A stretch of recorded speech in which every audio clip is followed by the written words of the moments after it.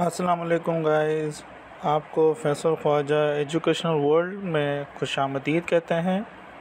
और आज का हमारा टॉपिक है कि एक्सेल के अंदर हम लोग फार्मूलाज़ को किस तरह से इंटर कर सकते हैं, लिख सकते हैं और हमारा काम किस तरह से फार्मूलाज़ के थ्रू आसान हो सकते हैं। तो आइए चलते हैं हम एक डेमो की तरफ। यह हमारे पास एक डेमो एक्सेल है और ये एक छोटी सी एक क्लासरूम के हवाले से हमने डिज़ाइन किया है ताकि हम लोग इजीली इसको अंडरस्टैंड कर सकें कि किस तरह से हम लोग एक्सेल के अंदर छोटे से फार्मूलाज़ के थ्रू हम अपना काम किस तरह से आसान कर सकते हैं। आइए चलते हैं, हम इसको थोड़ा सा अंडरस्टैंड करते हैं कि हमारी रिक्वायरमेंट क्या है और हम इसमें किस तरह से काम करेंगे। तो लेट्स से हमारे पास एक क्लासरूम है जिसमें हमारे पास बॉयज़ की स्ट्रेंथ 22 है और गर्ल्स की जो स्ट्रेंथ है वो 10 है। तो हम एक्सेल में इसको किस तरह से टोटल कर सकते हैं। जैसे हम कैलकुलेटर यूज़ करते हैं 22 + 10 करते हैं, तो एक्सेल के अंदर हम किस तरह से कर सकते हैं। आइए चलते हैं। एक्सेल के अंदर फार्मूला लिखने से पहले इज़ इक्वल टू की साइन देनी होती है। इज़ इक्वल टू देने से एक्सेल समझता है कि अब आप कोई फार्मूला लिखने जा रहे हैं। तो सबसे पहले हम इज़ इक्वल टू देंगे और अगर हमको 22 + 10, तो हमारी रिक्वायरमेंट है कि 22 + 10 करें। जैसे मैंने इंटर किया तो यहाँ पे देखें 32 मेरा आउटपुट है, रिज़ल्ट है। आप सेम यहाँ पे 32 देख रहे हैं और अगर आप फार्मूला बार या एडिट बार में जाएंगे तो आपके पास यहाँ पर फार्मूला लिखा आ रहा है। इससे और अच्छा एक आसान तरीका है कि लेट से अगर मेरे पास 22 की स्ट्रेंथ की जगह 25 हो जाता है तो नीचे देखें फार्मूला पे कोई भी असर नहीं हुआ और वो एक कांस्टेंट इमेज दिखा रहा है, कांस्टेंट रिज़ल्ट दिखा रहा है। मैंने Ctrl+Z किया ताकि प्रीवियस रिज़ल्ट पे आ जाऊं। तो एक्सेल ने एक अपना पावरफुल टूल दिया है कि आप सेल रेफरेंस के थ्रू अगर आप इसको कैलकुलेशन करते हैं तो इन फ्यूचर अगर आप उस सेल के अंदर कोई भी चेंज करेंगे तो फार्मूला ऑटोमेटिकली रिज़ल्ट उसके अकॉर्डिंग दिखाएगा। आइए चलते हैं ये किस तरह से हो सकता है। F2 दबाया ताकि मैं इस सेल के अंदर एडिट कर सकूं। इज़ इक्वल टू, इस सेल का नाम है B3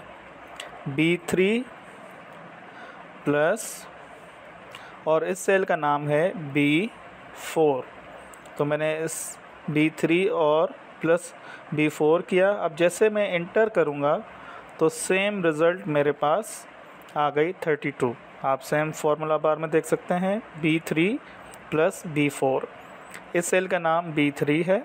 आप इसको कैलकुलेट इस हिसाब से भी कर सकते हैं कि ये B कॉलम है और 3rd रो है। अब अगर मैं इस सेल के अंदर कोई भी चेंजेस करूँगा तो सेम मेरा फार्मूला जो है वो उसको आउटपुट उसके अकॉर्डिंग दिखाएगा। ये देखें, तो ये मेरा कैलकुलेशन जो है वो ऑटोमेटिक इसने कर दिया। तो ये एक्सेल बड़ा एक अच्छा टूल हमको प्रोवाइड करता है। आइए चलते हैं, हम इसी तरह से अपने कैलकुलेशंस को बढ़ाते हैं और आगे कंटिन्यू करते हैं। दूसरी चीज़ हमारी रिक्वायरमेंट है कि हमको एक डिफरेंस निकालना है कि बॉयज़ और गर्ल्स के अंदर कितना डिफरेंस आ रहा है हमारे क्लासरूम के अंदर। तो सेम इज़ इक्वल टू, मैंने अपने मूव्स जो बटन्स होते हैं up and down, right and left, up के बटन को दबाया तो मैं ऊपर जा रहा हूँ। D3 को सिलेक्ट किया और माइनस एक्सेल के अंदर डैश के साथ आता है माइनस, और बॉयज़ के सेल को मैंने सिलेक्ट किया। जैसे एंटर किया तो मेरे पास 12 का रेशो आ रहा है कि 12 जो है वो डिफरेंस है। वैसे आप अगर लॉजिकली देखें तो 10 गर्ल्स हैं और 22 हैं तो डिफरेंस 12 का है। अब हमारे पास एक छोटी सी रिक्वायरमेंट और है कि हम बच्चों को देते हैं प्रॉप्स कि वो उसके ज़रिए से कोई काम करेंगे। तो अगर हम ईच स्टूडेंट 3 प्रॉप्स देना चाह रहे हैं तो टोटल हमारे पास 32 स्टूडेंट्स हैं, तो हमारे पास कितने प्रॉप्स होंगे? अगर आप वैसे कैलकुलेट करेंगे तो आपको थोड़ा सा टाइम लगेगा, एक्सेल हमको जल्दी और क्विकली करके हमको दे देगा। आइए चलते हैं हम किस तरह से कर सकते हैं इसको। इज़ इक्वल टू 32 मतलब B5, और एक्सेल के अंदर मल्टीप्लाई की सिंबल स्टेरिक के साथ आती है। स्टेरिक मतलब मल्टीप्लाई और 3 प्रॉप्स मतलब B7। जैसे मैंने एंटर किया तो यहाँ पे देखें 96 हमारे पास जो है वो प्रॉप्स रिक्वायर्ड है, जो कि हम ईच स्टूडेंट को 3 देंगे तो हमको 96 चाहिए प्रॉप्स। आइए चलते हैं कि हमारे पास एक और छोटी सी रिक्वायरमेंट है कि बच्चों को ड्राइंग करानी है, और क्योंकि चार्ट्स के थ्रू ड्राइंग होती है या मुख्तलिफ़ स्कूल्स के अंदर क्लास के अंदर मुख्तलिफ़ तरीक़ों से उनको ड्राइंग कराई जाती है। फॉर सपोज़ हमारी ड्राइंग की रिक्वायरमेंट है कि 2 स्टूडेंट को एक चार्ट दिया जाएगा, तो हमको कितने चार्ट्स की रिक्वायरमेंट होगी? आइए चलते हैं हम ये किस तरह से हम कैलकुलेट कर सकेंगे।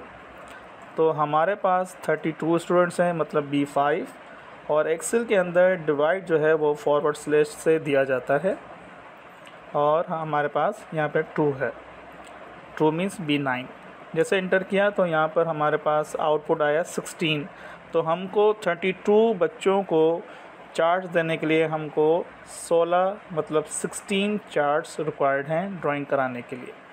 तो फ्रेंड्स, ये था हमारा एक छोटा सा कैलकुलेशन डेमो क्लास, जिसके अंदर हम लोगों ने फार्मूला यूज़ किया, प्लस माइनस डिवाइड और मल्टीप्लाई। तो हम एक्सेल के अंदर ये फार्मूलाज ऑपरेशंस इस तरह से कर सकते हैं।